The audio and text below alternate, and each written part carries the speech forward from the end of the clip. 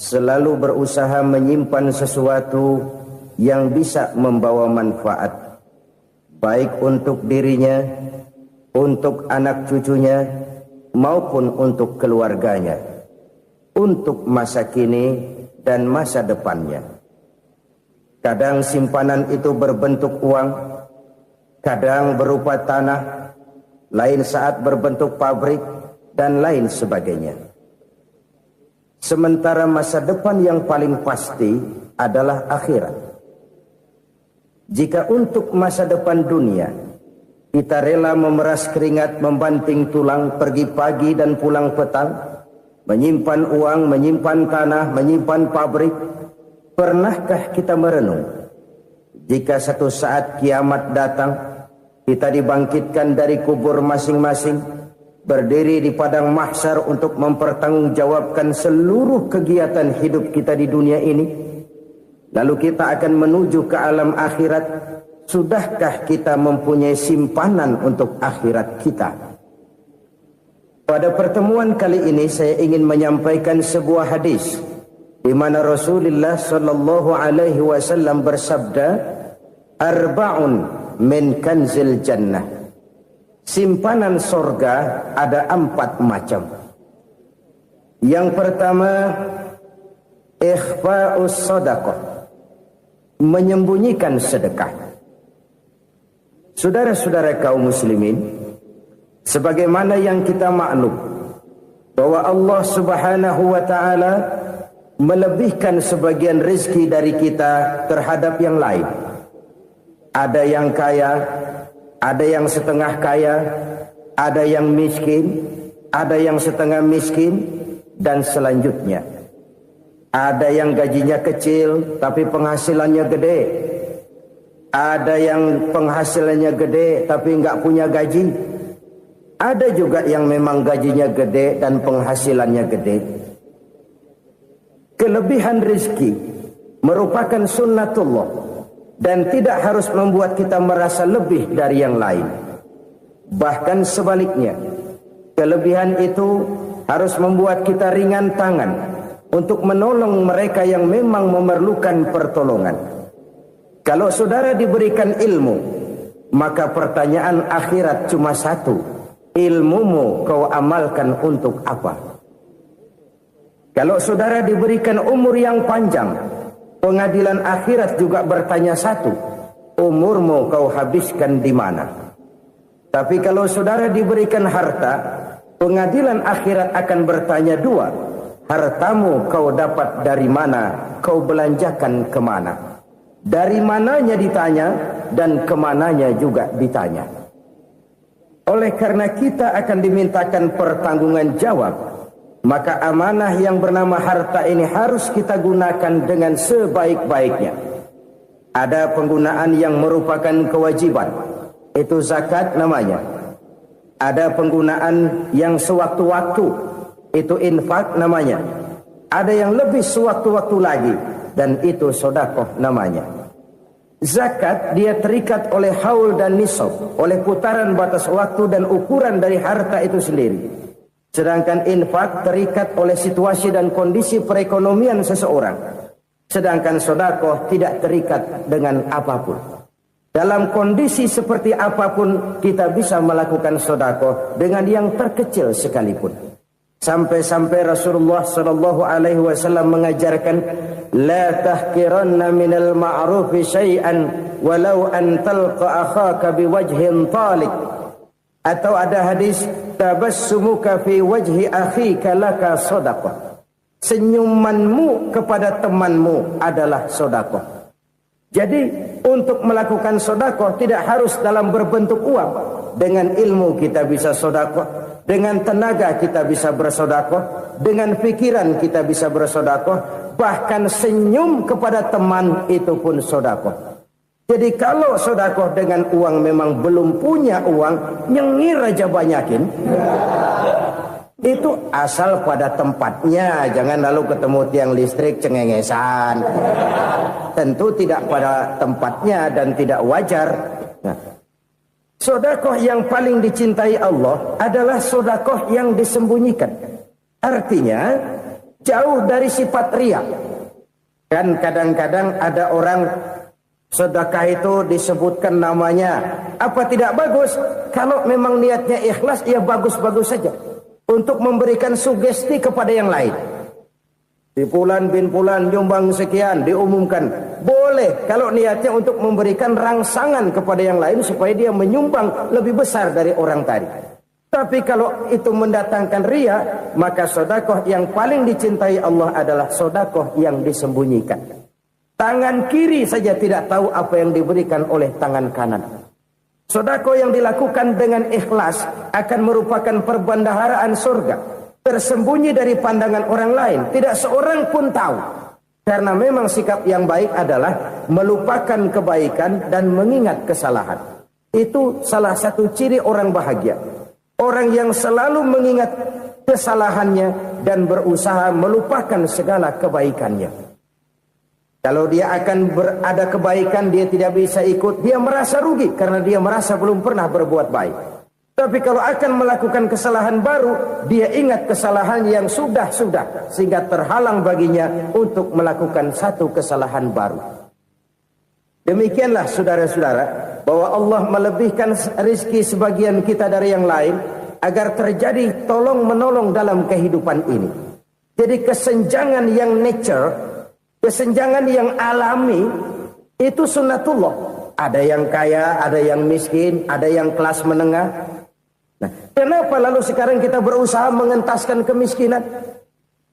Oleh karena adanya kesenjangan struktural.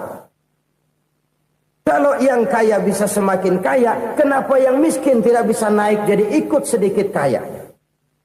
Sebab pada dasarnya Islam adalah agama yang sejak turunnya sudah berupaya memerangi kemiskinan. Bahkan dikatakan kemiskinan itu mendekatkan kepada kekufuran. Orang kalau miskin udah dekat banget sama kafir. Gampang menjadi kafir. Berapa banyak saudara-saudara kita yang oleh karena soal perut, oleh karena soal materi, terpaksa meninggalkan dan menanggalkan akidahnya. Menjual petunjuk yang diberikan Allah dengan kesenangan dunia yang cuma sebentar ini. Na'udzubillah, thumma na'udzubillah. Jadi makin kita sembunyikan satu sedekah, semakin banyak perbendaharaan kita di surga. Sedekah yang paling dicintai Allah adalah sedekah yang disembunyikan.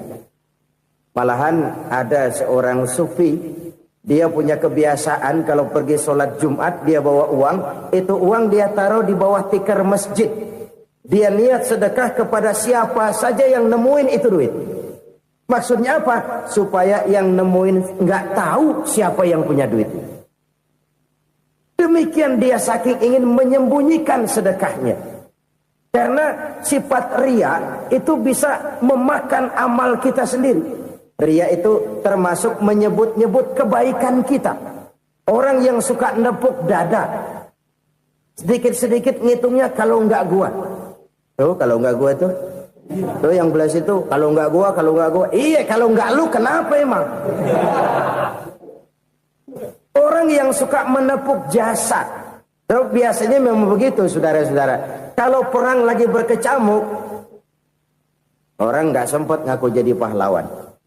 Tapi begitu perang selesai, yang kagak kenal bedil ngaku pahlawan, mas. Itu sesuatu yang biasa. Oleh karenanya, orang-orang yang ikhlas dalam bersedekah, disembunyikannya sedekah itu, Allah cinta betul. Malahan ada hadis memberikan jaminan, inna sedaqatal mar'il muslimi tazidu fil umri wa tadfa'u mitatas su'i. Sesungguhnya sedekahnya seorang mukmin tazidu fil umri, bisa menambah umur panjang. Wa tadfa'u mitatas su'i, dan menyelamatkan manusia dari mati secara su'ul khatimah.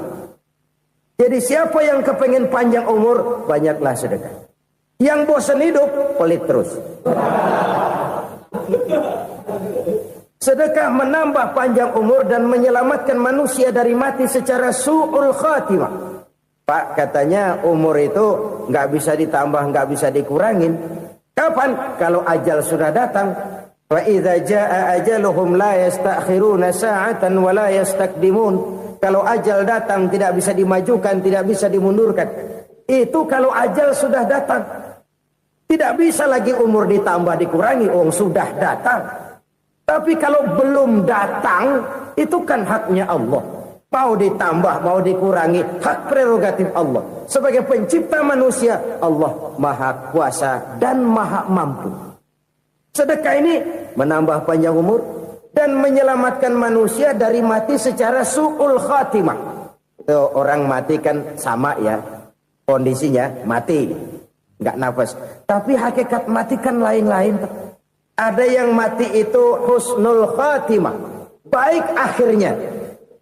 Misalnya lagi ngaji mati, lagi sholat mati, lagi sedekah mati. Ini yang dinamakan dengan husnul khatimah, baik di akhirnya. Sebaliknya ada yang su'ul khatimah, jelek di akhirnya. Ini yang jadi catatan akhir. Lagi nyekek botol, mampus. Lagi banting kartu, modar. Su'ul khatimah, jelek pada akhirnya. Sedekah menyelamatkan manusia dari mati secara su'ul khatimah. Dan kita semua kepengen mendapat husnul khatimah, jauh dari su'ul khatimah. Oleh sebab itu yang bisa menyelamatkan kita dari penyakit itu antara lain adalah sedekah yang disembunyikan. Yang dikerjakan dengan ikhlas karena Allah. Tidak karena kepengen dipuji orang, tidak karena ingin dikatakan orang pemurah, sebab orang dermawan itu orang yang memberi tanpa harus diminta. Kalau masih harus diminta, ya belum dermawan namanya, masih harus diminta. Kalau nggak diminta ya tulus, lolos, polos. Saudara-saudara kaum muslimin rahimakumullah. Harta adalah amanat dan akan kita pertanggungjawabkan. Allah melebihkan rizki sebagian kita dari yang lain agar kita saling tolong menolong, bantu membantu.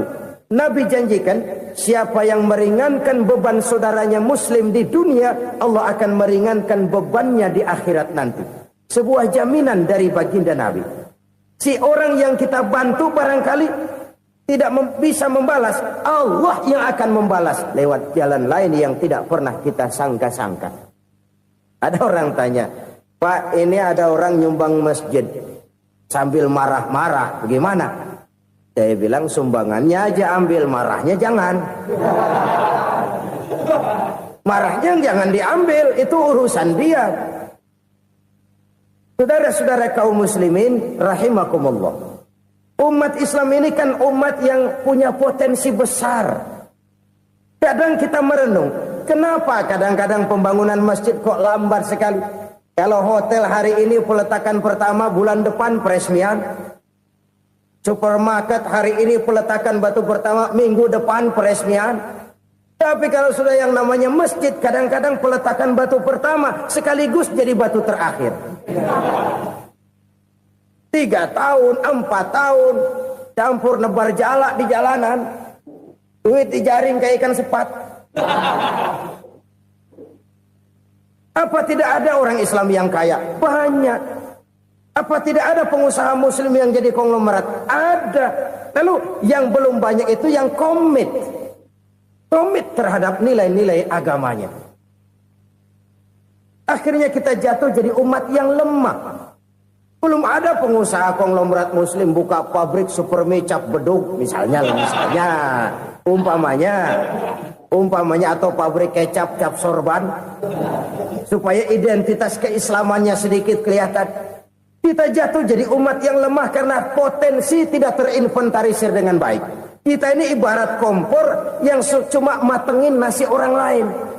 Potensi kita dimanfaatkan oleh orang lain. Ukhuwah Islamiyah kita baru terbatas kepada silaturahmi. Ukhuwah di bidang ekonomi kita lemah, ukhuwah di bidang kebudayaan kita lemah, apalagi ukhuwah di bidang politik kita lebih rapuh lagi. Padahal ukhuwah itu adalah totalitas kehidupan manusia, menyangkut ipolexosbud, memerlukan nilai-nilai ukhuwah. Jadi oleh karena itu mari kita menyadari di dalam harta kita, walaupun kita yang cari, pergi pagi, pulang sore, peras keringat, banting tulang, di sana ada harta anak yatim.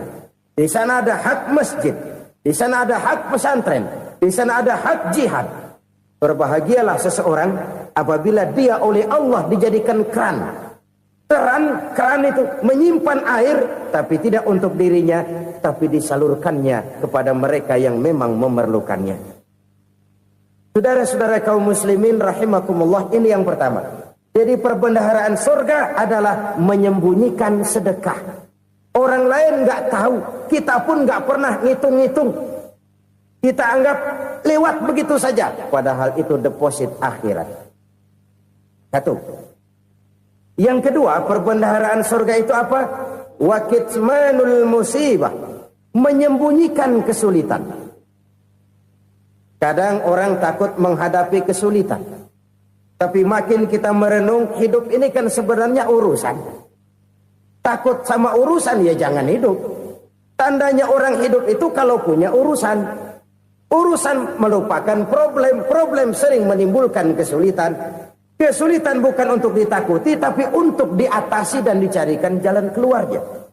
Siapa sih orangnya yang nggak pernah sulit-sulit? Makin tinggi status sosialnya, makin gede urusannya. Makin tinggi kualitas imannya, makin berat tingkat kesulitannya. Cuma memang yang namanya enak itu seperti pelangi. Biang lala itu nggak pernah di atas kepala kita, di atas kepala orang melulu. Lo sih enak lo, kata kita. Dia juga bilang, yang enak kan lo. Pelangi itu nggak pernah di atas kepala kita. Kata tukang beca, aduh enak ya naik Mercy. Kata tukang beca, apa yang di dalam mobil Mercy? Aduh enak bener tukang beca. Di jok ngeringkuk, ngorok pulas bener. Saya kamar pakai AC, sejuk, tempat tidur sutra, empuk, alga, spring bed, kulak kulik, nggak bisa pulas kalau belum minum Valium, belum tidur. Enak bener tukang beca, di jok ngorok nggak tahu wetan kulon.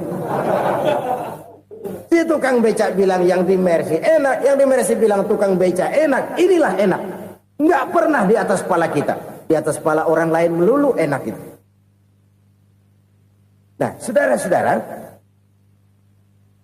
yang merupakan perbendaharaan surga itu orang yang bisa menyembunyikan kesulitan. Baik pribadi ataupun rumah tangga. Nih terutama rumah tangga yang jadi soalnya. Kadang-kadang kita ini kalau senang, sebaliknya. Kalau senang kita diam. Kalem aja, cuek. Banyak banget duit kita, bawaan diam aja udah. Malah ketemu orang takut. Tapi begitu susah, sekampung tahu.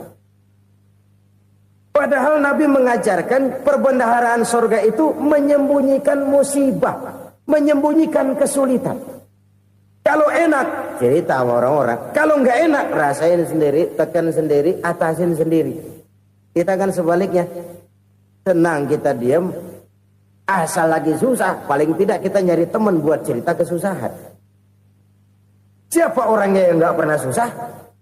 Cuma soalnya bagaimana kita mengatasi kesusahan itu sendiri. Begitu juga misalnya kalau orang sudah berumah tangga, itu orang tuanya harus menjadi tempat dia cerita yang enak-enak saja. Yang nggak enak rasain berdua, selesaikan berdua, atasin berdua. Jangan dibalik.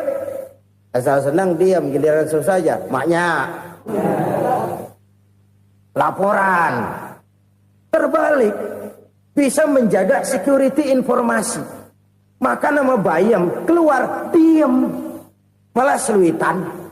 Enak amat lo makan daging ayam. Security informasi. Saudara-saudara kaum muslimin rahimakumullah.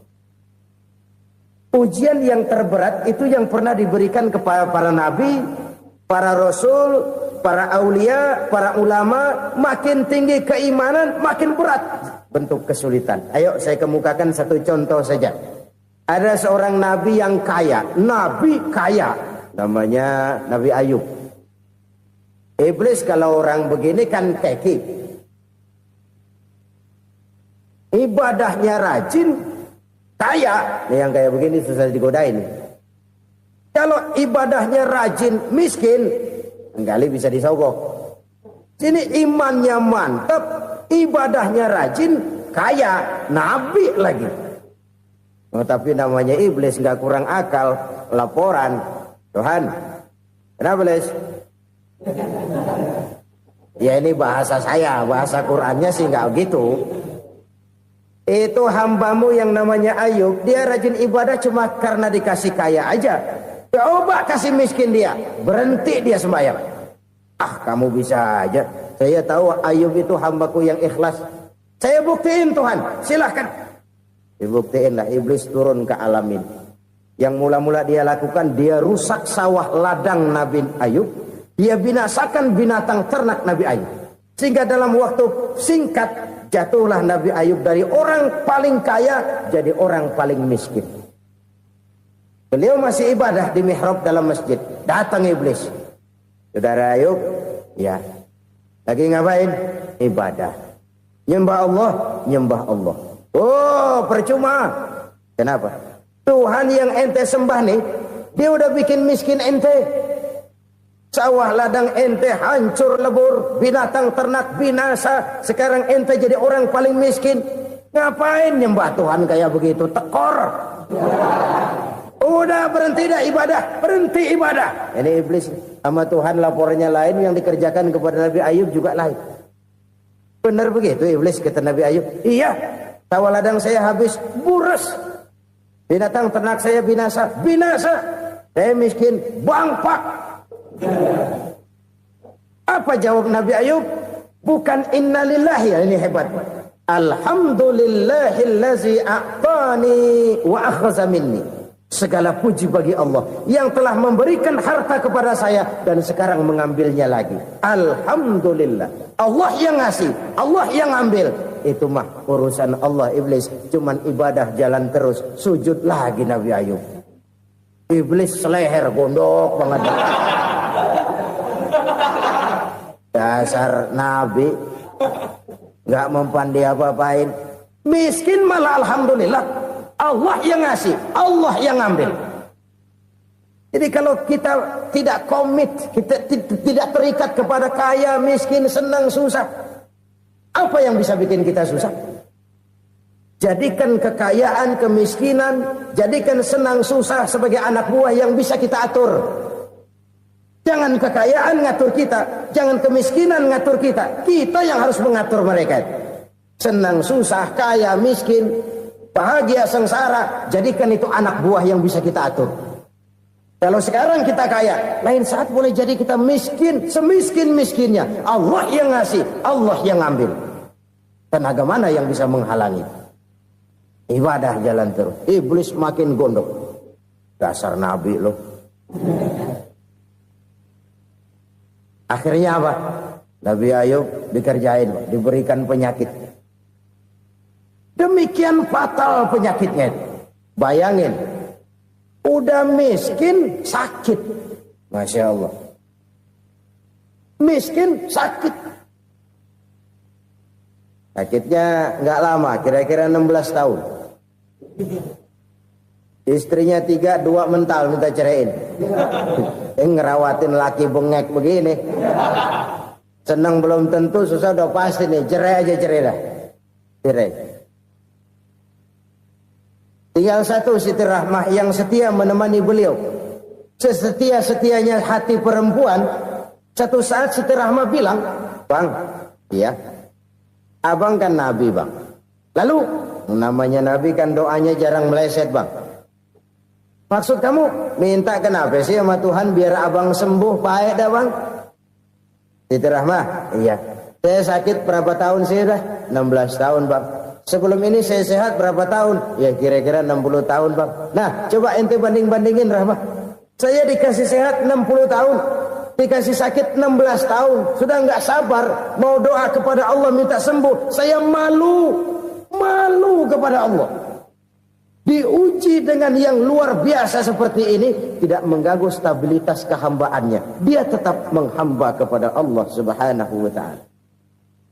Saudara-saudara kaum muslimin rahimakumullah, kunci menghadapi kesulitan itu apa? Allah jelaskan dalam satu ayat, "Wa basyiris sabirin alladzina iza asabathum musibah qalu inna lillahi wa inna ilaihi raji'un." Gembirakan orang-orang yang sabar Siapa mereka itu? Yang apabila mendapat musibah mereka kembali kepada keyakinan dasar, segalanya dari Allah dan segalanya akan kembali kepada Allah. Ini konsepsi dasar dari sikap muslim dalam menghadapi berbagai kesulitan. Segalanya dari Allah, segalanya akan kembali kepada Allah. Kalau ini sudah kondisi dasarnya, maka kita akan lapang menghadapi kenyataan bagaimanapun pahitnya. Apakah itu namanya miskin, apakah itu namanya sakit, bahkan maut sekalipun. Maut sekalipun. Segalanya dari Allah, segalanya akan kembali kepada Allah. Ini sikap hidup, bukan sekedar ucapan. Kita kadang-kadang menjadikannya sebagai ucapan. Mulutnya sehingga berhenti, innalillahi wa inna ilaihi rajiun, tapi nangisnya terus gerung-gerungan. Bukan itu, ini kesadaran moral. Kalau segalanya dari Allah, segalanya kembali kepada Allah, kan sebenarnya cuma nunggu giliran. Hari ini saya nyembayangin dia, entah hari apa saya disembayangin orang. Hari ini saya antar dia ke kubur, entah hari apa orang nganterin saya ke kubur. Hari ini saya tahlilkan dia, entah nanti kapan orang tahlilkan saya. Segalanya dari Allah, segalanya akan kembali juga kepada Allah. Oleh sebab itu saudara-saudara, kesulitan bukan untuk ditakuti. Kesulitan justru untuk diatasi, dicarikan jalan keluarnya. Dan tidak ada orang yang tidak pernah mendapat kesulitan. Tidak ada. Semakin tinggi status sosial, semakin tinggi kualitas keimanan, semakin besar juga tingkat kesulitan. Hanya saja bagaimana cara kita mengatasinya. Dan Al-Quran menyatakan, inna ma'al usri yusra. Di balik kesulitan itu pasti ada kemudahan. Roda itu berputar. Karena itu Rasulullah sallallahu alaihi wasallam mengingatkan kepada kita, ta'arraf ilallahi fir rakha ya'rifka fis syiddah. Ingatlah kepada Allah di waktu kamu senang, supaya Allah ingat kepada kamu di waktu kamu susah. Kalau waktu senang kita ingat kepada Allah, kita susah, Allah tidak akan meninggalkan kita. Tapi kalau waktu senang kita jauh dari Allah, sujud tidak sempat, dengan masjid jauh, ketika senang kita lupakan Allah. Nanti begitu kita susah, Allah lupakan kita. Dan itu menyakitkan. Oleh karena itu orang-orang tua kita dulu bilang, kalau lagi sehat ingat-ingat lu bakal sakit nanti. Kalau lagi kaya ingat-ingat satu saat kita bakal jatuh miskin. Bahkan kalau lagi muda ingat-ingat kita bakal tua. Dan yang terpenting kalau lagi hidup ingat-ingat kita bakal mati. Saudara-saudara kaum muslimin rahimakumullah. Jadi yang kedua yang merupakan perbendaharaan surga, menyembunyikan musibah. Saudara-saudara kaum muslimin rahimakumullah. Hal ketiga yang merupakan perbendaharaan surga adalah wasilatur rahmi. Orang yang suka bersilaturahmi. Sebagaimana yang kita maklum bahwa manusia adalah makhluk yang disebut zon politika. Makhluk sosial yang tidak mungkin hidup sendiri-sendiri. Betapa dan siapapun kita memerlukan orang lain. Bodoh betul manusia kalau tinggal di tengah masyarakat tapi tidak mau bermasyarakat. Merasa hebat sendiri, pintar sendiri, gagah sendiri, kaya sendiri. Mungkin kalau mati juga ngubur sendiri. Jangankan kita di sini, di sorga saja Nabi Adam waktu sendirian bengong melulu, ngondar mandir. Allah tegur dam sepi dam. Ya ini kalau bahasa saya. Iya Tuhan sepi ini nggak ada coret-coretan pisan ini. Diciptakan Siti Hawa baru anteng Nabi Adam. Itu di surga. Cobalah. Umpamanya saudara tinggal di Jakarta nih. Kayak bener. Apaan aja di Jakarta punya saudara dah. Jembatan Semanggi ambil. Monas, Buntel bawa pulang. Hotel-hotel ambil semua. Cuman tinggal di Jakarta sendirian, apa enaknya? Betapa dan siapapun kita perlu orang lain. Tidak ada seorang pun yang bisa memenuhi kebutuhan hidupnya secara sendiri-sendiri. Nah, Islam telah menyelamatkan manusia dari ras diskriminasi. Mengikat manusia dengan persaudaraan yang berlandaskan kepada akidah. Karena itu dianjurkan bersilaturahmi. Bahkan Nabi menyatakan, man arada ayyubsata lahu fi rizqihi wa yunsa'a fi atharihi falyasil rahimah. Siapa yang kepengen diluaskan rezekinya dan dipanjangkan usianya, banyaklah ia bersilaturahmi. Siapa yang kepengen dimudahkan rezekinya, hendaknya ia banyak bersilaturahmi. Kalau banyak teman, kesulitan kan paling tidak ada tempat cerita. Udah susah, sendirian kita pikirin diri, nggak ada tempat tukar pikiran. Cepet banget sama bengek. Dilawan sendiri. Nah, secara makro kita bisa berkata, tidak mungkin ada kemenangan kalau tidak ada kekuatan. Tidak ada kekuatan kalau tidak ada kesatuan dan persatuan. Tidak mungkin ada kesatuan dan persatuan tanpa semangat silaturahmi. Kalau umat Islam mau menang, dia harus kuat. Kalau umat Islam mau kuat, dia harus bersatu. Kalau umat Islam mau bersatu, dia harus membudayakan silaturahmi ini. Bahkan sampai-sampai kata Nabi, kalau bisa cari nilai tambah. Apa? Silman qata'ak. Bersilaturahmilah kau kepada orang yang marah denganmu. Masya Allah, indahnya ajaran agama kita. Orang yang marah pun kepada kita, kata Nabi, kalau bisa bersilaturahmilah kepadanya. Kepada orang yang marah itu. Di situ nilai tambah. Cuman jujur nih hadis, ngucapinnya gampang, ngamalinnya yang berat banget. Orang marah sama kita, kita disuruh silaturahmi. Ada apa malu? Lu marah, ada gue marahan lagi. Gue pikirin. Saudara-saudara kaum muslimin rahimakumullah. Tapi ini yang diajarkan, bahkan ini yang dicontohkan oleh baginda Rasul. Bagaimana begitu mudah, misalnya satu saat Abu Jahal ini ngatur strategi bagaimana bikin Muhammad celaka. Dia gali lubang di depan tempat tidurnya. Dia tutupin daun korma. Terus dia panggil seseorang, ke sini. Kasih tahu Muhammad, pamannya sakit keras, minta ditengokin. Berangkat orang ini ke sana. Muhammad, labbaik. Pamanmu sakit keras, dia minta ditengokin. Baik, saya akan datang menjenguk beliau.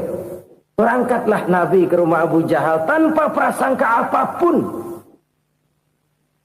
Abu Jahal udah pasang setil, selimut 3 rangkap setengah dipakai, persis kayak orang meriang. Tapi sembari ngintip dari balik selimut, begitu Muhammad buka pintu, nah masuk perangkap nih. Muhammad jalan menuju tempat pembaringan. Makin lama makin dekat, makin lama makin dekat, makin dekat ke lubang yang dipasang oleh Abu Jahal itu. Dalam hati Abu Jahal, terus dah jatuh, mampus dah lu ini. Mampus lu hari ini nih. Apa yang terjadi? Malaikat Jibril datang. Muhammad, pamanmu cuma pura-pura sakit. Di depan tempat tidurnya ada lubang perangkap supaya kamu jatuh ke situ. Sudah, kamu pulang. Balik kanan Nabi. Sudah hampir jatuh ke lubang, balik kanan, pulang. Bayangin kecewanya Abu Jahal. Muhammad dikit lagi, Muhammad dikit lagi. Enggak paman, saya pulang aja. Emosi bangun dari tempat tidur, enggak sadar kalau lagi pura-pura sakit. Lompat ngejar Nabi, dia lupa dengan lubang yang dia gali. Serak, nyemplung sendiri ke dalam lubang.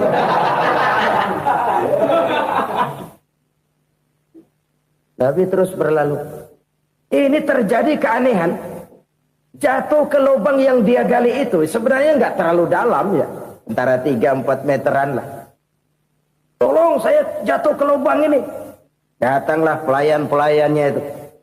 Angkat saya dari sini. Oh, yang ngulurin tambang. Satu gulung, belum juga nyampe itu tambang. Kurang, beli lagi ke warung. Sambung, ulur lagi, nggak juga bisa sampai. Wah, ini kerjaan Muhammad ini. Tolong, siapa salah seorang kamu ke rumah Muhammad, kasih tahu encangnya kecebur. Minta ditolongin. Sampaikan kepada Rasul. Kenapa? Pamanmu jatuh ke lubang, Muhammad minta tolong diangkatin. Tambang udah nyambung-nyambung nggak nyampe juga. Ya, nanti saya datang, saya tolong. Coba. Nyata-nyata orang berniat jahat mau mencelakakan dia. Datang dia menolong.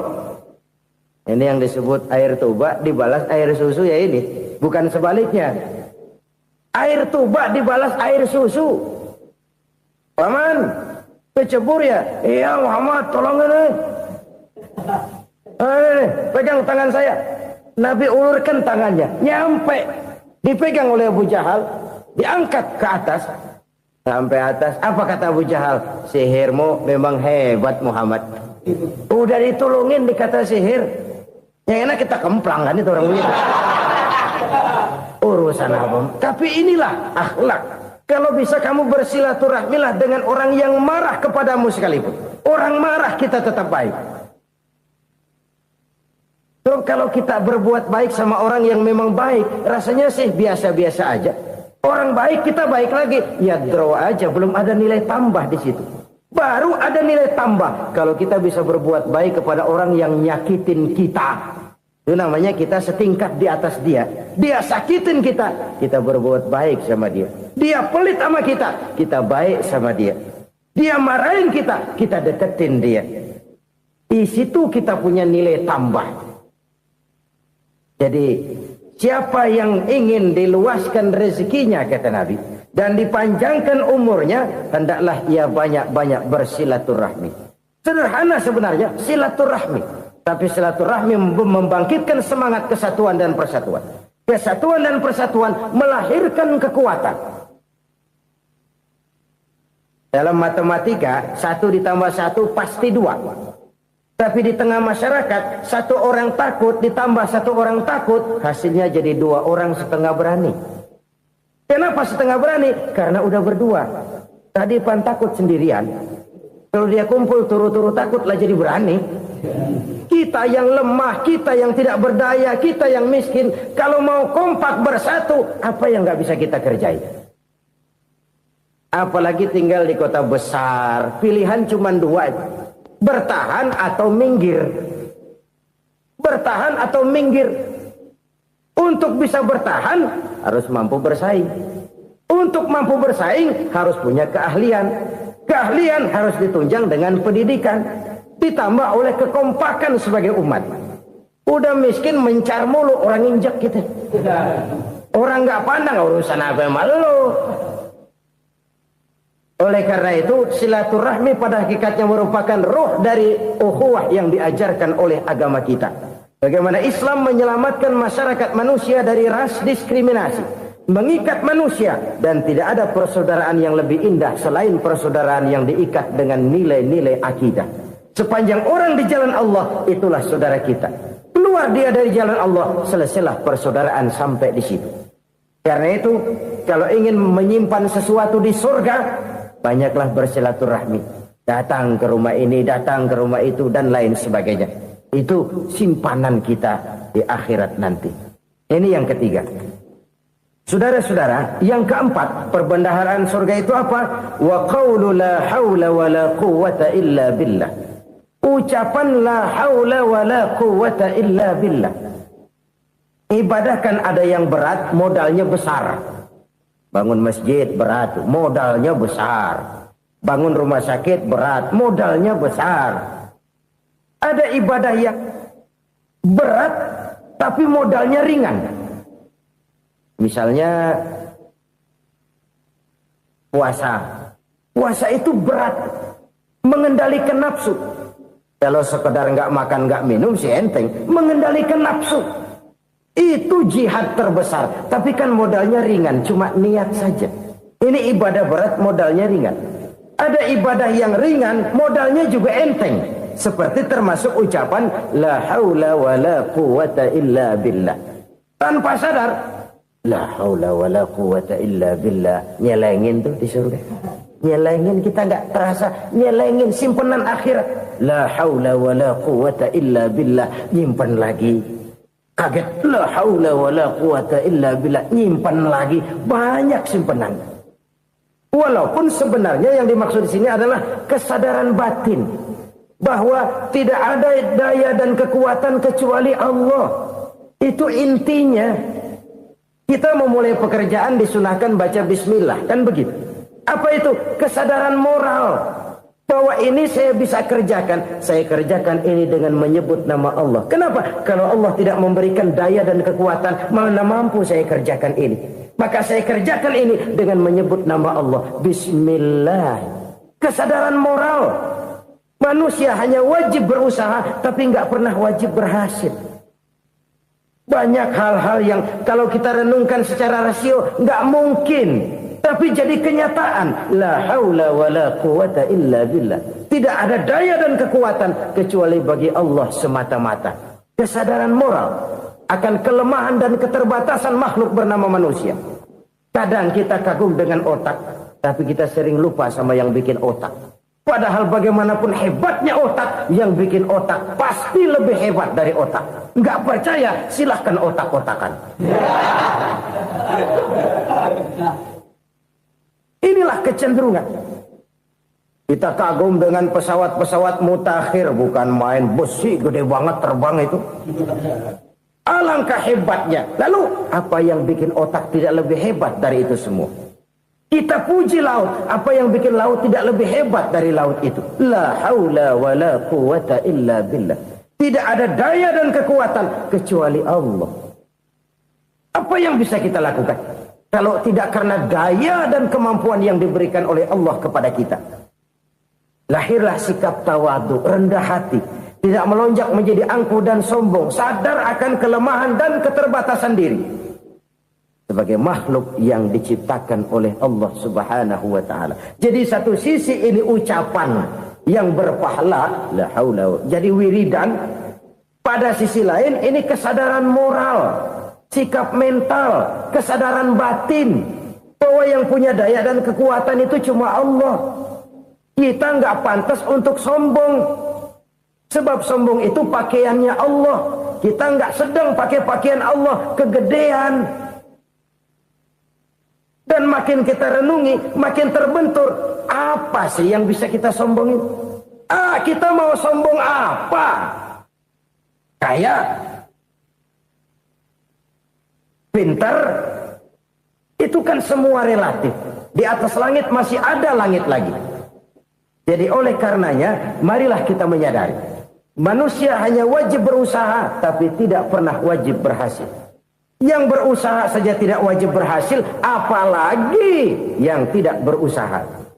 Islam bukan agama orang pemalas yang selesai sholat lalu endelohom, nggelenggem ayem-ayem. Tapi Islam bukan agama orang sombong yang setelah berusaha lalu tidak memerlukan Allah. Kita bisa saja bikin proyeksi, tahun sekian kita bakal panen besar menurut perhitungan otak. Tapi ada kejadian lain. Apa? Tikus ngambek. Habis itu dimakanin tikus, panen gagal. Proyeksi rasional gagal oleh tikus-tikus yang ngambek itu. Bisa saja terjadi. Tahun depan kita panen besar. Urung. Kenapa? Musim panas panjang. Dan sekarang ini koran-koran bikin berita musim mengalami penyelewengan. Bukan cuma manusia yang nyeleweng sekarang. Musim pakai nyeleweng. Mestinya kan musim hujan udah selesai. Masih hujan-hujan juga. Musim. Nah sekarang kita boleh bikin proyeksi, kita bakal panen besar. Tahu-tahu musim panas panjang, sawah retak, air kering. Cari teknokrat yang paling botak, suruh pendekin tuh musim panas. La haula wa la quwata illa billah. Inilah kesadaran moral. Saudara, saya teringat satu saat ada seorang konglomerat. Umurnya ya kira-kira 70-an. Suatu saat dia ditanya oleh wartawan, Pak, umur Bapak berapa sih? Ya paling 10 tahun. 10 tahun? 10 tahun? Anak Bapak berapa orang? Satu saja? Satu. Harta Bapak berapa? Ya paling-paling bangsa 7 juta kali. 7 juta? Iya. Pak, kenapa Bapak bohongi saya? Bapak punya buku biografi. Koran-koran, majalah-majalah banyak memuat cerita riwayat hidup Bapak. Saya tahu umur Bapak 70. Kenapa bilang cuma 7 tahun? Saya tahu anak Bapak 8. Kenapa cuma bilang 1? Saya tahu harta bapak miliaran, mungkin triliunan, pabrik di mana-mana, bank di mana-mana. Kenapa bilang uang bapak cuma 7 juta? Nah, kata si konglomerat tadi, kamu benar nak, kamu benar. Umur saya kalau jumlahnya memang 70 nak.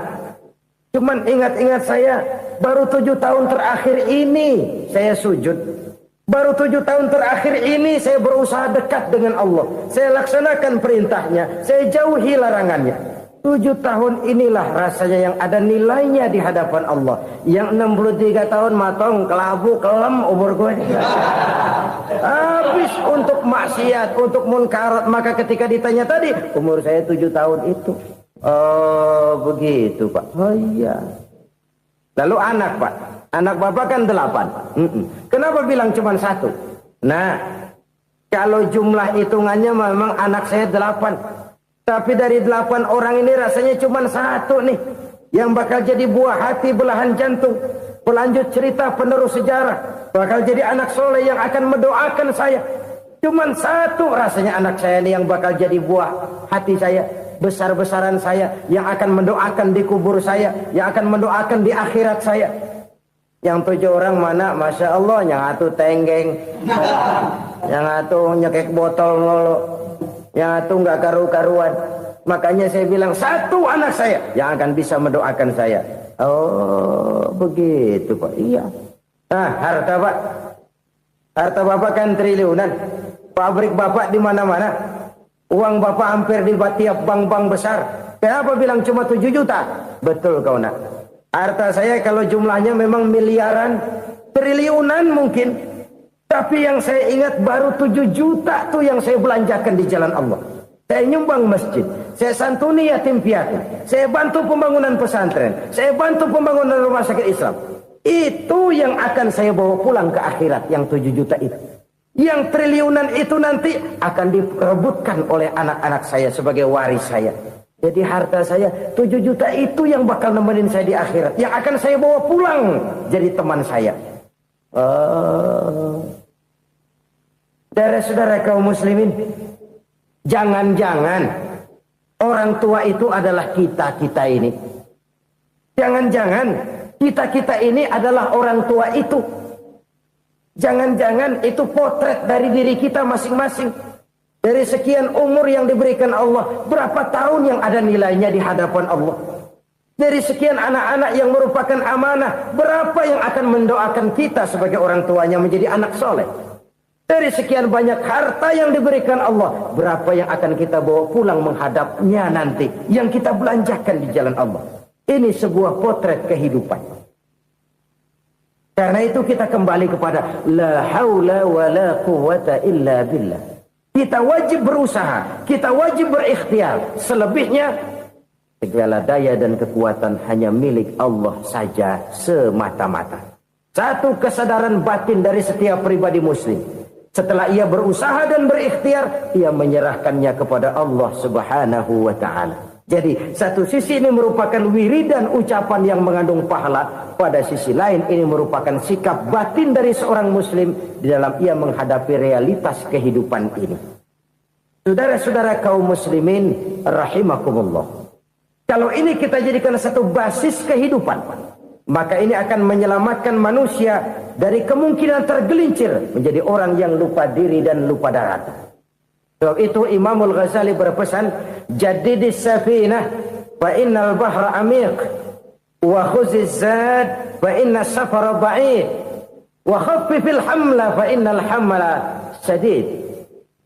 Perbarui selalu kapalmu karena lautan sangat dalam. Bawa bekal yang banyak karena perjalanan ini sangat jauh. Ringankan beban karena kebanyakan beban akan menyakitkan. Alangkah indah kalimat ini, alangkah dalam makna yang terkandung di sana. Perbarui selalu kapalmu karena lautan sangat dalam. Apa artinya ini? Jaga mentalmu baik-baik. Pelihara imanmu baik-baik karena hidup penuh cobaan seperti lautan. Kita kalau berlayar di lautan kan kadang-kadang tenang, angin bertiup sepoi-sepoi basah. Jika malam datang bintang gemintang bertabur menghias cakrawala. Rembulan memantulkan sinarnya dengan indah. Dalam keadaan begitu berlayar enak. Tapi lain saat ombak menggunung, halilintar menyambar, angin topan bertiup. Berapa banyak sudah saudara-saudara kita yang tenggelam di lautan dunia tanpa sadar bahwa dia belum sampai kepada pantai yang akan dituju. Berapa banyak sudah saudara-saudara kita yang tenggelam di lautan dunia ini tanpa sempat bangkit lagi. Dia menyangka sudah sampai kepada tujuannya. Hati-hati kapal jangan sampai bocor karena lautan sangat dalam. Iman ini jaga baik-baik karena hidup penuh dengan ujian. Wa khuzizat fa inna safara ba'id. Bawa bekal yang banyak karena perjalanan sangat jauh. Saudara mau ke Bandung, bawa duit. Saudara mau ke Surabaya, banyakan lagi duitnya. Saudara mau ke Mekah, gepokan, iketan tuh duit nggak lembaran lagi. Makin jauh perjalanan, makin banyak bekal yang harus kita bawa. Kalau saudara dari Jakarta mau ke Surabaya, kagak bawa duit berangkat juga, itu sih bukan berani namanya, nekat. Sampai Surabaya belum tentu, sengsara di jalan udah pasti. Kenapa? Nggak bawa bekal berangkat. Sama juga kita nih, misalnya belum sempat sembahyang, mati. Waduh, berani banget orang. Belum punya bekal, mati. Sengsara di jalan. Atau bekal tidak cukup. Dari Jakarta saudara mau ke Surabaya, bawa duit 500 perak. Paling jauh Cikampek nyampenya itu. Paling jauh itu. Antara jauhnya perjalanan dengan bekal yang saudara bawa tidak seimbang. Hidup ini perjalanan panjang. A walking tour. Dimulai dari alam arwah. Sebelum jasad diciptakan, roh diciptakan lebih dulu. Dari situ pindah ke alam rahim. Dari alam rahim pindah ke alam dunia. Dari alam dunia pindah ke alam barzah. Baru menuju akhirat. Satu perjalanan panjang. Kalau bekal tidak bawa, sengsara di jalan. Bawa bekal yang banyak karena perjalanan ini sangat jauh. Wa khaffifil hamla, ringankan beban karena beban itu cuma akan menyulitkan. Kalau bekal itu sih keperluan, tapi beban nggak kita perluin, coba ngeberat-beratin. Apa ini beban? Dosa, kecurangan, kebatilan, kezoliman, ketidakadilan, kesewenang-wenangan. Itu akan jadi beban kita di akhirat. Alangkah celakanya, perjalanan panjang, bekal tidak bawa, beban kelewat banyak, alamat sengsara di jalan. Pahala tidak ada, dosa berlipat ganda. Na'udzubillah, summa na'udzubillah. Kalau kita rangkum nasihat Al-Ghazali dengan kisah si konglomerat tadi, kita akan mengambil kesimpulan. Pertama, bekal terbaik dalam menghadapi gejolak kehidupan ini tidak lain adalah iman. Yang kedua, pahala dan dosa. Dua hal kontroversial. Pahala adalah bekal, dosa adalah beban. Tapi kita sekarang kan tidak begitu terangsang kepada yang abstrak. Orang berlomba mencari yang konkret-konkret saja. Yang real. Kalau memang dosa, benjol dong. Kira-kira begitu. Kira-kira begitu. Persis orang Yahudi dulu. Orang Yahudi itu kan pernah minta kepada Nabi Musa. Ya Musa, lan nu'mina laka hatta narallaha jahrah. Musa, kami nggak bakal mau beriman kepada Allah kalau belum kami lihat Allah ada nongkrong di depan kami. Kalau memang Tuhan ada, taruh dong di depan kami. Mau yang konkret-konkret saja. Kalau memang dosa, benjol dong. Kalau memang pahala, berasa dong. Orang terangsang kepada yang real, yang konkret-konkret saja. Karena itu, untuk mengejar dosa, orang mau bayar. Tapi untuk mengejar pahala, walaupun tidak bayar, orang segan. Ini yang dikatakan oleh Nabi, kamu mengharapkan ke surga, tapi kamu berat melaksanakan sesuatu yang bisa membawa kamu ke surga. Kamu ingin jauh dari neraka, tapi tiap saat kamu lakukan perbuatan-perbuatan yang justru menjerumuskan kamu ke neraka. Idda'aitum an-najata minan nar wa ramaitum fiha anfusakum. Kamu ingin selamat dari neraka, tapi kamu lemparkan diri kamu ke neraka. Kamu ingin masuk surga, tapi berat sekali kamu melakukan perbuatan-perbuatan yang bisa menyampaikan kamu di surga. Saudara-saudara kaum muslimin rahimakumullah. Jadi hal keempat yang merupakan perbendaharaan surga adalah la haula wa la quwata illa billah. Satu sisi ini merupakan ucapan yang memperberat timbangan akhirat. Pada sisi lain ini merupakan sikap hidup seorang muslim.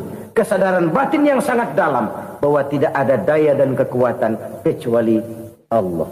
Dan itu kita simbolkan pada saat memulai pekerjaan dengan bismillah, dengan menyebut nama Allah. Satu kesadaran moral, saya hanya bisa melakukan ini karena diberikan daya dan kekuatan oleh Allah. Lahirlah sikap tawadu, rendah hati, tidak melonjak menjadi angkuh dan sombong. Saudara-saudara, sampai sini dulu jumpa kita kali ini. Semoga 4 perbendaharaan surga ini dapat kita lakukan, yang kelak akan merupakan bekal kita di kemudian hari nanti. Amin ya rabbal alamin. Bapak-bapak, ibu-ibu, saudara-saudara kaum muslimin rahimakumullah. Di dalam kehidupan kita sebagai seorang muslim, minimal 5 kali dalam sehari semalam kita mendengar seruan untuk mendirikan solat yang disebut azan. Ada kalimat menarik di dalam kalimat azan itu, yakni seruan hayya 'alal falah, marilah menuju kepada keberuntungan, marilah meraih kemenangan. Seruan ini adalah kecenderungan dari setiap manusia, apapun warna kulitnya. Artinya, setiap orang dalam hidup selalu ingin meraih dan mencari kemenangan. Kemenangan akan melahirkan kepuasan batin, dan kepuasan batin memberikan kebahagiaan. Sedangkan kekalahan melahirkan penderitaan batin, dan penderitaan batin menjerumuskan seseorang di dalam berbagai bentuk kerugian. Jikalau inilah seruan azan, maka masalahnya ialah apa yang menyebabkan kita meraih kemenangan. Al-Quranul Karim memberikan tuntunan dan ajaran kepada kita bahwa orang-orang yang memperoleh kemenangan itu tidak lain adalah orang-orang yang bertakwa. Hanyalah mereka yang bertakwa kepada Allah Subhanahu wa ta'ala pada akhirnya akan tampil sebagai pemenang. Lalu siapa orang yang bertakwa itu? Dijelaskan dalam awal-awal Al-Baqarah, orang yang bertakwa yang akan meraih kemenangan. Pertama, allazina yu'minuna bil ghaib, yaitu orang-orang yang beriman kepada yang gaib. Percaya bahwa ada alam yang gaib, alam yang abstrak, alam yang tidak bisa dijangkau oleh salah satu daripada panca indera kita. Mereka percaya dan beriman kepada adanya malaikat, beriman kepada adanya iblis dan jin, beriman kepada adanya alam kubur, beriman kepada adanya alam mahsyar, beriman kepada adanya alam akhirat, beriman kepada adanya surga dan neraka. Beriman bukan cuma sekedar beriman dalam ucapan bibir saja, tetapi beriman yang nilai iman itu mampu mewarnai gerak dan gaya hidupnya. Iman yang meresap sampai ke tulang sumsum, kemudian memberikan dampak positif di dalam kehidupan manusia. Alam, kita tahu, adalah sesuatu yang selain Allah, dan Allah bukanlah alam. Apapun namanya selain daripada Allah, itu adalah alam. Alam pada hakikatnya terbagi menjadi 2. Ada alam syahadah, alam nyata, alam konkret, alam yang bisa dijangkau oleh salah satu indera kita. Kemudian ada alam ghaib, alam yang tidak bisa dijangkau oleh panca indera kita, alam metafisika, alam abstrak, alam yang wajib kita imani keberadaannya. Kita percaya bahwa malaikat itu ada, Kita percaya kepada jin, bahwa jin itu ada. Kita percaya kepada adanya iblis dan setan. Bukan percaya kepada iblis dan setannya, percaya bahwa iblis dan setan itu ada. Itu termasuk salah satu daripada sifat orang yang bertakwa kepada Allah. Saudara-saudara kaum muslimin rahimakumullah, kecenderungan pembangunan yang lebih bersifat materialistis biasanya menggeser aspek kehidupan rohani. Orang berpikir empiri, dan dalam pola pikir yang demikian maka alam gaib tidak lagi mendapat perhatian. Aspek kehidupan yang bersifat rohaniah malah mulai ditinggalkan. Akibatnya terjadilah kepincangan di dalam kehidupan kita. Pernah ada satu pengalaman pribadi dalam perjalanan kembali ke tanah air. Dalam pesawat di sebelah kanan saya duduklah seorang Jerman namanya Heiner Simonsen. Iseng saya ajak kenalan, saya ajak ngobrol, saya tanya dia. Saya bilang, Mas Heiner ini, kalau pesawat yang kita tumpangi ini jatuh ke bawah, kira-kira apa yang bakal terjadi, Mas? Dia bilang, kita semua akan mati. Begitu? Iya. Oke. Apa itu mati? Tanya saya. Dia bilang, untuk tahu apa itu mati, kita harus tahu lebih dahulu apa itu hidup. Saya pikir nih bule bisa ngomong juga. Baiklah kata saya. Apa hidup menurut Anda itu? Oh, hidup itu dia bilang, kalau seluruh anggota badan kita bekerja secara normal, paru-paru memompa darah secara normal, jantung berdetak secara normal, sel-sel tubuh bekerja secara fit, dan organisme tubuh hanya mau bekerja secara normal, dia bilang, kalau kita memberi makan yang cukup, menu yang teratur, dan gizi yang lengkap. Saya bilang, kesimpulannya apa, Ner? Dia jawab, hidup adalah dari tangan ke mulut. Life is from the hand to the mouth, kata dia. Hidup adalah dari tangan ke mulut. Jadi masalah hidup tidak lebih daripada masalah isi perut. Orang pergi pagi, pulang sore, peras keringat, banting tulang, perut yang dibelain. Saya bilang, you are wrong. Sampean salah, Ner. Kamu orang Islam bukan? Bukan. Pantas. Kenapa saya salah? Dia bilang, ya jelas salah. Salahnya di mana? Kamu ini manusia. Kalau hidup cuma dari tangan ke mulut, saya bilang, kambing di kampung saya juga begitu pikirannya, Ner. Itu kambing di kampung saya, asal perutnya kenyang, sudah hidup dia.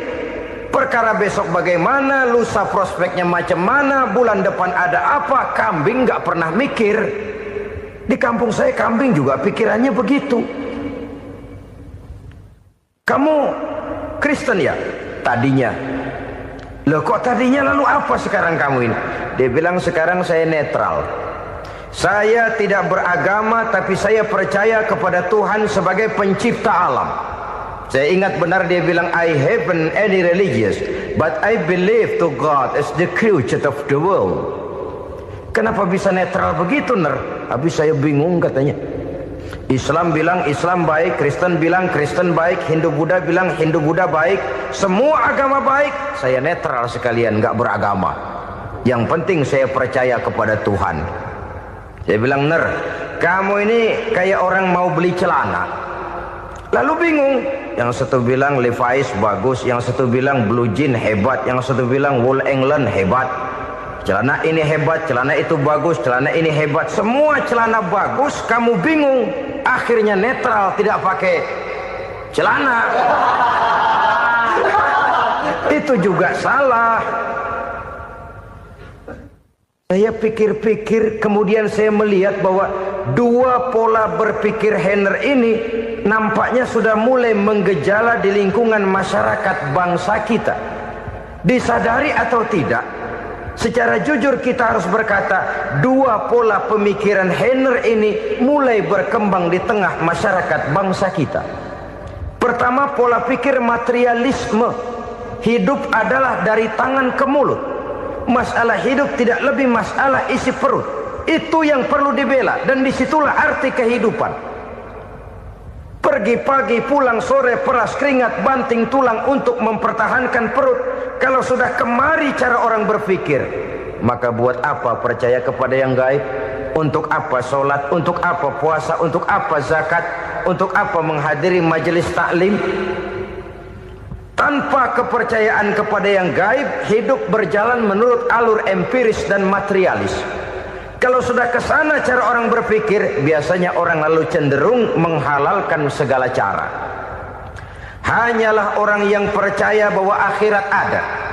Hanyalah orang yang percaya bahwa alam kubur itu ada. Hanyalah orang yang percaya bahwa malaikat itu ada, hidupnya akan lebih terarah dan terkendali.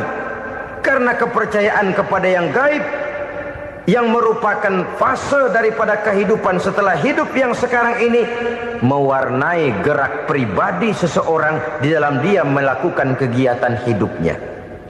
Pola berpikir materialisme, disadari atau tidak, mulai menggejala di lingkungan masyarakat bangsa kita. Hidup tidak lebih dari urusan tangan ke mulut, mulut ke tangan, tangan ke mulut. Asal perut sudah kenyang, hiduplah sudah. Perkara bagaimana prospek hari yang akan datang, bagaimana akhirat, tidak jadi persoalan. Ini yang oleh Nabi diperingatkan, ad-dunya sijnul mu'min wa jannatul kafir. Dunia adalah penjara bagi orang beriman dan surga bagi orang kafir. Dulu di zaman Belanda hadis ini pernah disalah tafsirkan, disalah artikan, digunakan sebagai senjata untuk mengkebiri dan membuat impoten umat Islam. Sudahlah umat Islam gak usah macam-macam, kata Belanda. Dunia ini kan penjara buat orang Islam, surga buat orang kafir. Di penjara jangan bertingkah.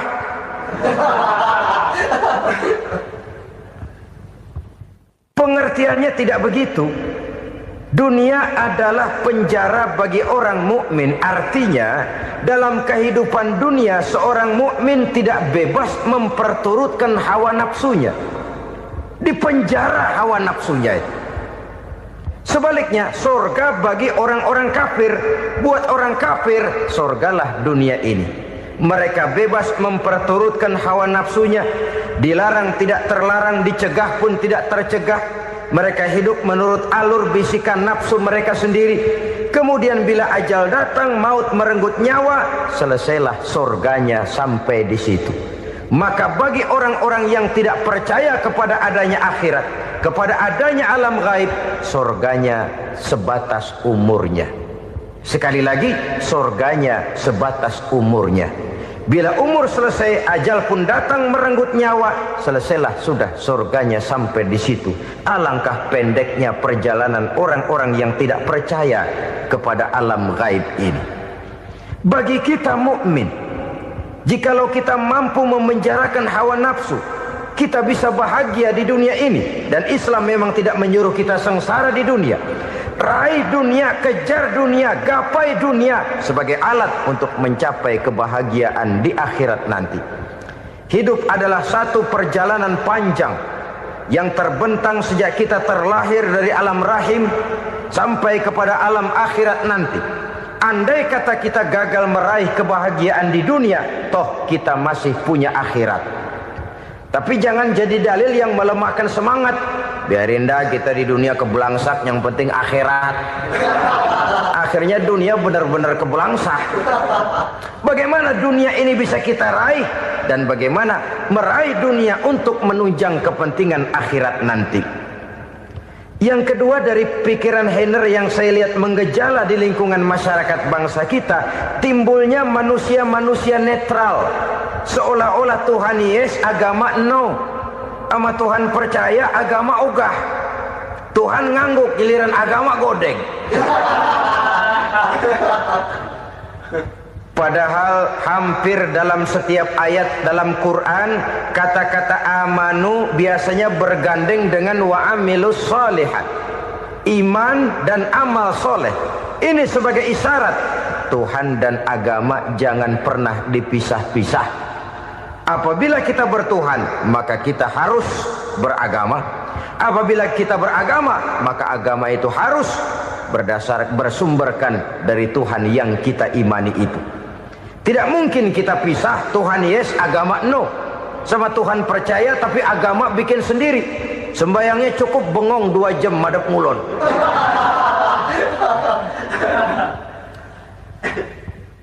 Saudara-saudara kaum muslimin rahimakumullah. Jadi dengan demikian, agama yang kita akui merupakan unsur mutlak di dalam pembangunan sekarang ini, merupakan bagian dari kehidupan yang menuntun kita bahwa di balik alam nyata ini, di balik alam syahadah ini ada alam gaib. Dan mudabbir, murabbi, yang mengatur, yang menguasai, yang memelihara baik dia alam nyata, baik dia alam gaib, tidak lain adalah Allah Subhanahu wa ta'ala. Di sana ada satu super power, satu maha kekuatan yang kita perlu bersandar kepadanya. Sebagai makhluk nyata yang hidup di alam nyata, berbuatlah secara nyata sebagaimana harusnya kita berbuat. Karena Islam jelas bukan agamanya orang pemalas. Islam jelas bukan agamanya orang yang mengajarkan setelah selesai sholat boleh duduk, nggelenggem ayam-ayam, ndelohom, menghitung bintang di langit sambil menunggu keajaiban. Tidak. Islam adalah agama yang mengajarkan apabila sholat sudah selesai kamu kerjakan, bertebaranlah di permukaan bumi, cari karunia Tuhanmu. Jangan hidup berpangku tangan menunggu keajaiban. Karena hidup bukan undian. Jangan berharap untung besar tanpa mau peras keringat. Tapi di sebalik itu toh kita juga harus yakin bahwa di sisi usaha nyata yang kita lakukan ada satu super power, satu maha kekuatan gaib yang menentukan berhasil dan tidaknya usaha kita. Kepercayaan kepada hal semacam inilah yang mendorong kita untuk mempunyai sandaran vertikal, agar jikalau usaha ini berhasil kita tidak lupa diri dan lupa daratan. Jikalau usaha ini gagal kita tidak putus asa dan buruk sangka, tidak cupik pandangan dan sempit hati, tapi mampu melihat persoalan dengan kacamata putih sambil husnuzon kepada Allah Subhanahu wa ta'ala. Kita percaya malaikat itu ada. Ada yang namanya raqib dan atid, mengawasi gerak hidup kita sampai kepada gerak hati kita. Ini memberikan sugesti agar kita berhati-hati. Tidak sejengkal tanah pun kita bisa berlindung dari pengawasan raqib dan atid. Ada munkar nakir yang akan menyoal kita di alam kubur. Ada malaikat Malik, penjaga neraka. Ada malaikat Ridwan yang menjaga surga. Kita percaya kepada adanya jin. Kita percaya kepada adanya setan, iblis. Percaya kepada adanya, bukan mempercayai si setan, si iblis lalu menjadikannya sebagai teman. Tidak. Percaya bahwa mereka itu ada dan merupakan makhluk Allah yang gaib, yang diciptakan Allah Azza wa Jalla. Kepercayaan kepada alam gaib memberikan motivasi terhadap gerak lahir manusia, sehingga dengan motivasi kepercayaan kepada yang gaib, gerak lahir jadi lebih terarah, jadi lebih terpelihara. Pernah seseorang bertanya, "Pak, apakah adanya akhirat bisa dibuktikan secara ilmiah?" Saya bilang tidak bisa, tidak bisa.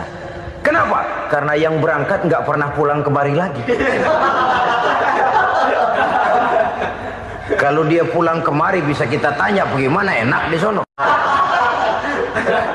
Cuma secara moral saya katakan, lebih beruntung orang yang percaya kepada akhirat daripada yang tidak.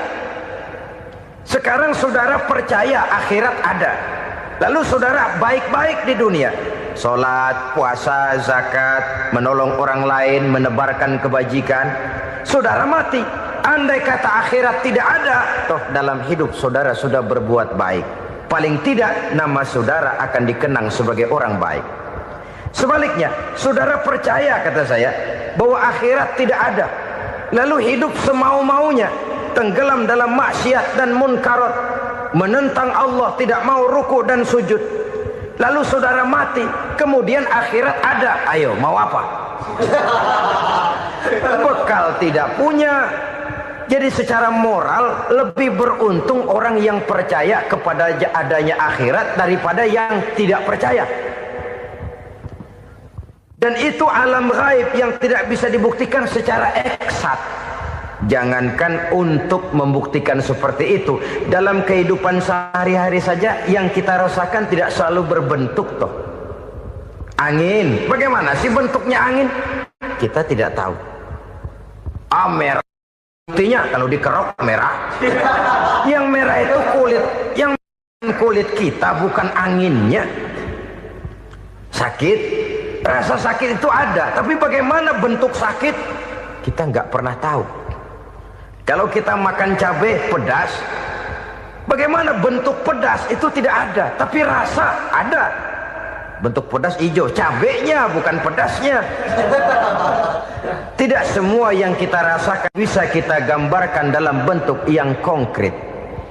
Oleh karena itu, sekali lagi bahwa kepercayaan kepada alam yang gaib mampu memberikan satu sugesti yang menata kehidupan seseorang lebih lurus, lebih terarah, dan lebih terkendali. Maka wajar kalau kepercayaan kepada yang gaib mengantarkan seseorang untuk meraih kemenangan. Kenapa? Dia percaya kepada yang gaib, bahwa akhirat ada, bahwa alam kubur ada, bahwa pertanggungan jawab itu ada. Maka dia lalu tidak hidup saenae udele dewe gitu loh. Tidak hidup menurut seleranya sendiri, terarah, teratur. Ini cirinya yang pertama. Orang bertakwa yang akan meraih kemenangan, mereka beriman, mereka percaya kepada yang gaib. Bahkan hal-hal konkret saja selalu berangkat dari yang gaib. Saudara-saudara, para remaja, para pemuda sekarang ini tidak pernah tahu toh siapa yang akan jadi teman hidup saudara. Kita bisa saja ngerancang, mentargetkan, tapi toh akhirnya yang namanya jodoh bukan kekuasaan kita. Rezeki di luar kemampuan kita. Begitu juga ajal. Maut, jodoh, ajal adalah contoh-contoh konkret bahwa pada akhirnya yang gaiblah yang menentukan. Bertahun-tahun ngelancong, emang jodoh seret, nggak jadi.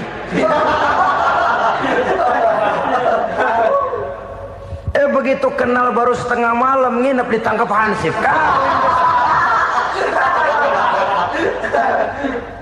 Hal-hal semacam itu kadang-kadang kita berpikir suuzon, gile, perempuannya cakep banget, lakinya rebek amat. Memang begitulah jodohnya. Memang begitulah jodohnya. Saudara hadirin ma'asyiral muslimin yang saya hormati, jadi hal-hal yang konkret saja kita yakini sepenuhnya ditentukan oleh satu superpower yang gaib itu tadi. Dari sanalah segala ketentuan itu berangkat dan kesanalah segalanya akan kembali. Maka kepercayaan kepada yang gaib meluruskan gerak hidup seseorang dan itu akan mengantarkan dia kepada meraih kemenangan. Satu. Yang kedua, wa yuqimuna shalah. Orang bertakwa yang akan meraih kemenangan itu adalah orang-orang yang mendirikan sholat. Kenapa sholat mengantarkan orang untuk meraih kemenangan? Yang jelas, inna sholata tanha anil fahsya'i wal munkar. Sholat mampu mencegah manusia dari perbuatan keji dan munkar. Banyak filsafat hidup yang terkandung di dalam sholat ini. Sejak kita wudhu sampai kita menghadap ke arah kiblat, sampai kita melakukan gerak-gerak sholat, bacaan-bacaan yang ada di dalam sholat, lalu sampai kepada mengucapkan salam. Banyak filsafat hidup yang terkandung di dalam sholat. Umpamanya saja, setelah takbiratul ihram mulai kita dengan sholat dalam posisi berdiri, diajarkan dalam kitab-kitab fikih agar kita melihat ke arah tempat sujud. Ini kan filsafat kehidupan. Kalau kamu sholat dalam posisi berdiri, lihat tempat sujud. Jangan sholat mata jelalatan, sebab nanti bisa mengurangi kekhusyuan. Jadi wajar kalau yang dikatakan bahwa yang paling afdol adalah shaf yang di depan. Kenapa? Secara harfiah pengertiannya akan lebih mengundang kekhusyuan. Kenapa? Kalau kita di shaf paling depan di masjid umpamanya paling banter kita lihat tembok. Tapi kalau kita shaf di tengah atau di belakang, orang-orang di depan kita pun akan kelihatan. Yang bajunya loreng, yang bajunya genggang, yang bajunya macam-macam. Kita lihat, kadang-kadang kita pikirin, ada yang bajunya bolong. Kita sholat tapi dalam hati, nih orang bajunya robek yang nggak tahu apa. Ada saja hal-hal yang mengusik kekhusyuan kita. Oleh sebab itu diajarkan dalam posisi berdiri, lihat, arahkan pandangan matamu kepada tempat sujud. Ini kan filsafat kehidupan.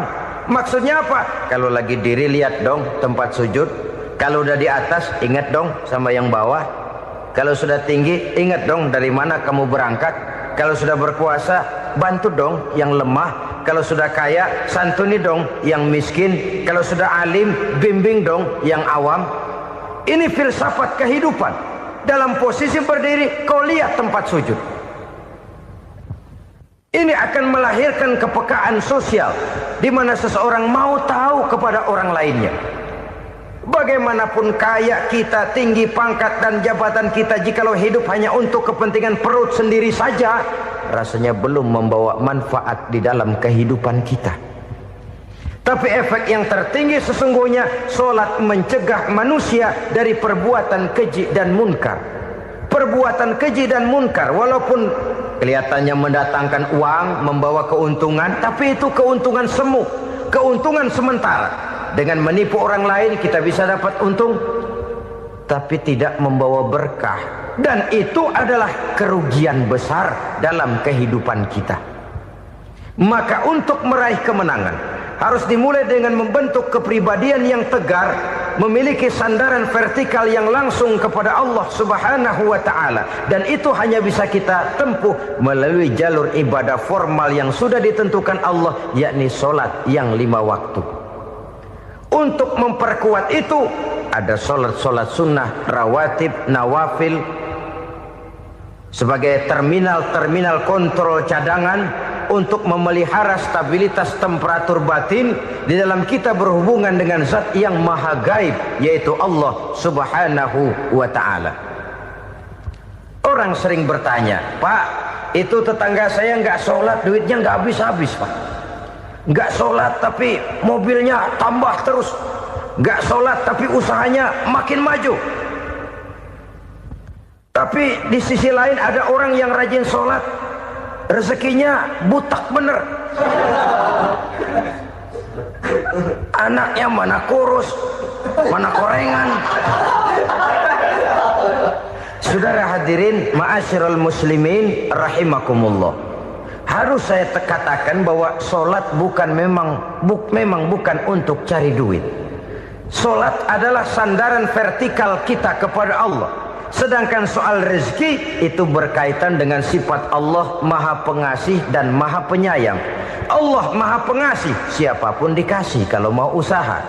Allah maha penyayang, tidak semua orang disayang oleh Allah Azza wa Jalla. Dan belum tentu banyak harta itu merupakan nikmat. Mungkin juga istidraj. Artinya istidraj itu dikasih tapi diambulin, kalau bahasa Betawinya itu.